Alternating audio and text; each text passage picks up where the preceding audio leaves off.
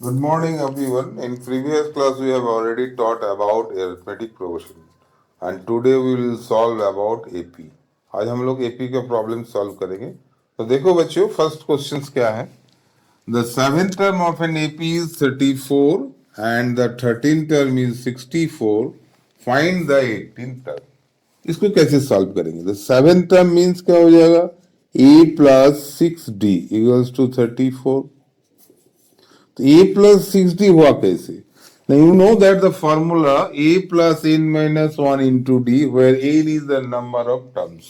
तो सेवेंथ है तो 7 माइनस 1 कितना हो जाएगा 6d, इसीलिए सेवेंथ टर्म का फॉर्मूला हो गया a प्लस 6d।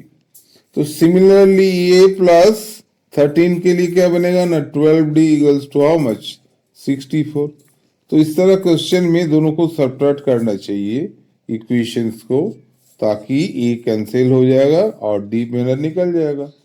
तो minus 6d equals to minus 30, तो डी का वैल्यू कितना आया 5। और डी का वैल्यू कोई भी इक्वेशन में पुट कीजिए, जैसे a plus 6 into 5 that is 34, तो ए का वैल्यू 34 माइनस 30 हाउ मच 4। तो आपको निकालना है T18, तो T18 का रिजल्ट क्या होगा ना a प्लस 17d। तो ए का रिजल्ट कितना ना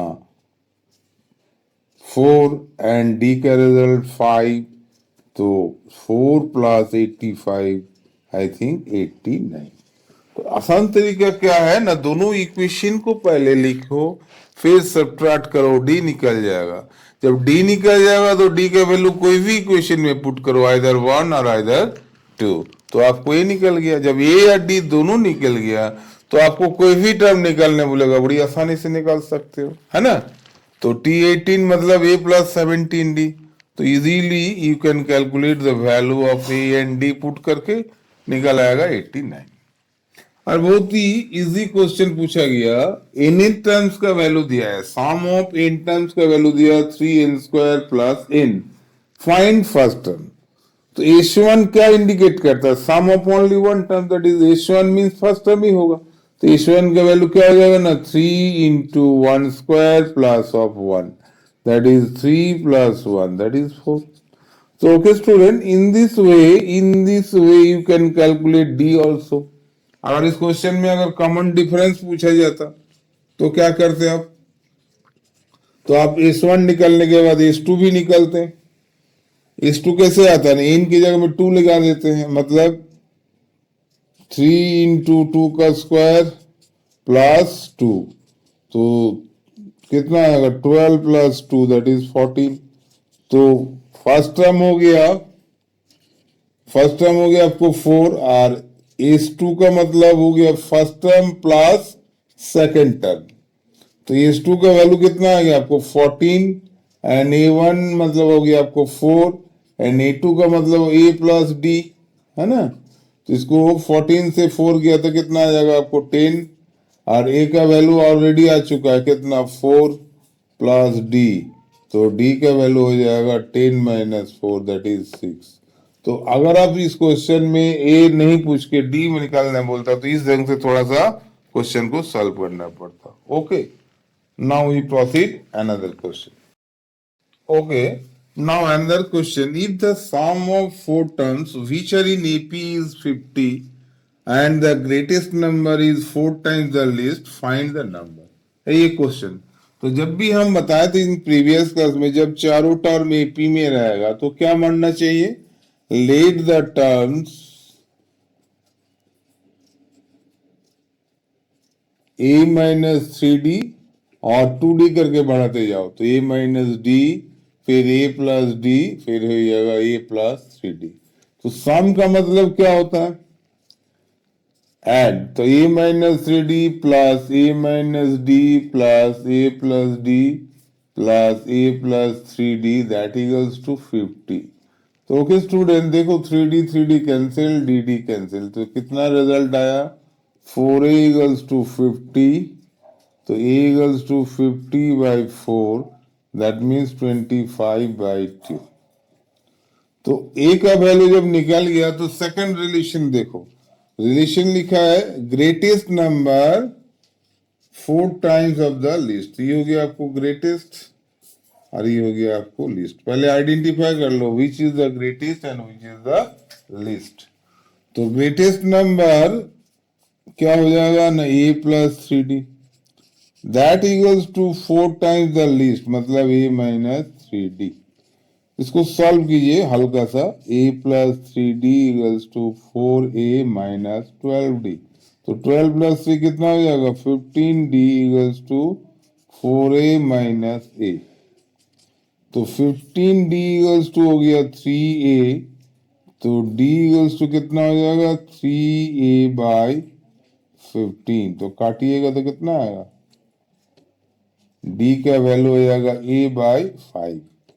तो देखो ऑलरेडी एच हमारा निकल चुका है, तो d कितना हो जाएगा ना, a by 5, that means 25/2 into 1/5।